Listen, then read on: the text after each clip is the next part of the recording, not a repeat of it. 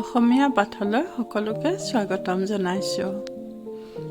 আজি মই এখন ৰচনা লৈ আহিছোঁ। ৰচনাৰ বিষয় হৈছে কম্পিউটাৰ আৰু আধুনিক জীৱন। মোৰ আগৰ ভিডিঅ'সমূহ চাবলৈ তোমালোকে ওপৰৰ আই বটনত ক্লিক কৰিবা। আৰু যদি কিবা নতুন বিষয় তোমালোকৰ প্ৰয়োজন আছে তেনেহ'লে কমেণ্টত কমেণ্ট কৰিবা।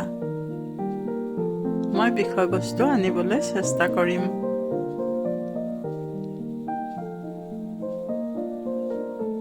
কম্পিউটাৰ আৰু আধুনিক জীৱন।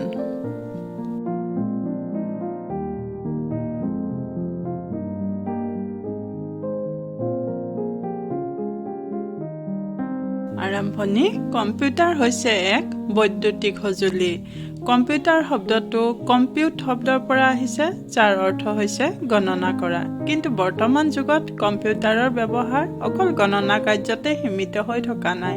মানুহৰ জীৱনৰ প্ৰত্যেক ক্ষেত্ৰতে কম্পিউটাৰৰ বহুল প্ৰয়োগ কৰা হয়।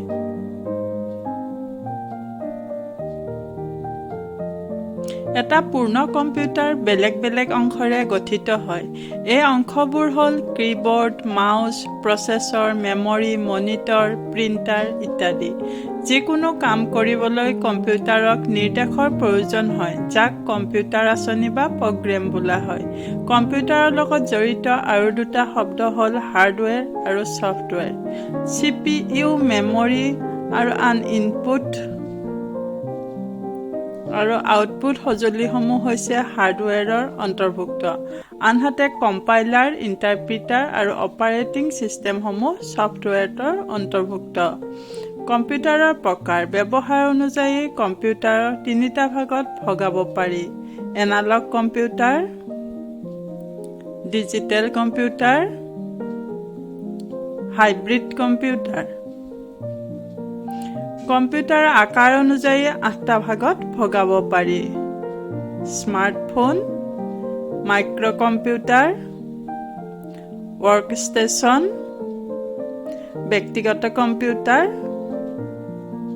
Laptop, mini computer, mainframe computer, super computer. এই 8টা ভাগত ভাগ কৰা হৈছে। আধুনিক জীৱনত কম্পিউটাৰৰ ব্যৱহাৰ। বিংশ শতিকাত বিজ্ঞানৰ এটি চমকপ্ৰদ আৱিষ্কাৰ হৈছে কম্পিউটাৰ। মানুহৰ মগজুৰ যি কাম তাৰ অধিকাংশ বৰ্তমান কম্পিউটাৰৰ দ্বাৰা সাধিত হয়।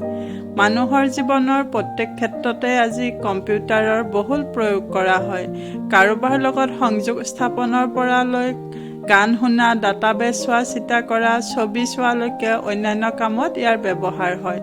কম্পিউটাৰ এনে বৈদ্যুতিক সঁজুলি যিয়ে পূৰ্বনিৰ্ধাৰিত আদেশমতে যিকোনো সংবাদ গ্ৰহণ কৰি ডাটাসমূহক প্ৰচেছ কৰি প্ৰয়োজনীয় সংবাদলৈ ৰূপান্তৰ কৰি সঞ্চয় কৰে।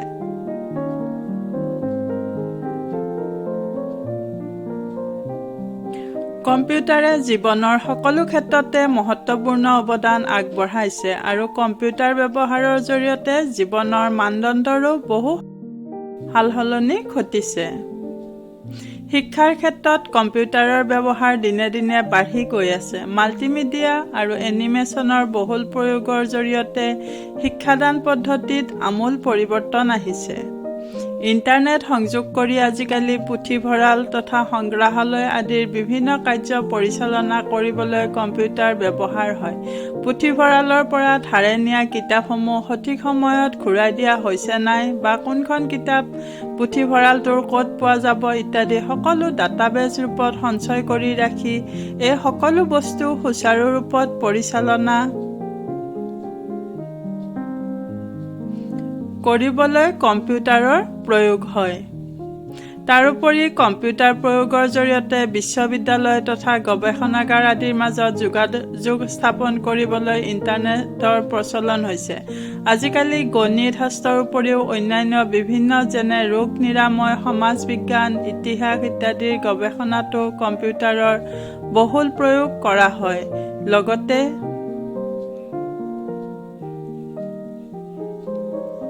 অফিচৰ যিকোনো ফাইল লিখা, সজোৱা ইত্যাদি বিভিন্ন কামত কম্পিউটাৰৰ ব্যৱহাৰ হয়। বৰ্তমান বেংকো সম্পূৰ্ণৰূপত কম্পিউটাৰৰ ওপৰতে নিৰ্ভৰশীল। কম্পিউটাৰ আৰক্ষণ ব্যৱস্থাৰে ৰেল, উৰাজাহাজ আৰু বিভিন্ন ৰাজ্যৰ মাজত চলা বাছ ব্যৱস্থা আদিত সকলোতে চিট আৰক্ষণ কৰিব পাৰি, যিয়ে মানুহৰ জীৱন প্ৰণালী বহুখিনি সহজসাধ্য কৰি তুলিছে। লগতে ডিজিটেল ভিডিঅ' আৰু অডিঅ' কম্প'জিশ্যনৰ, medical, telecommunication, defence, e-learning, certificate বনোৱা, যিকোনো চিঠিপত্ৰ বনোৱা, খেল, ৰবটিক্স, বতৰ আৰু বাতৰি সম্বন্ধীয় কাম-কাজ, এয়াৰ ট্ৰেফিক কণ্ট্ৰল ইত্যাদি সকলোতে কম্পিউটাৰৰ ব্যৱহাৰ হয়। সামৰণি। কম্পিউটাৰ মানৱৰ আধুনিক জীৱনৰ এক অবিচ্ছেদ্য অংগ হৈ পৰিছে। কম্পিউটাৰ আৰু ইণ্টাৰনেটৰ লগত মানুহৰ জীৱন এনেদৰে সাঙুৰ খাই পৰিছে যে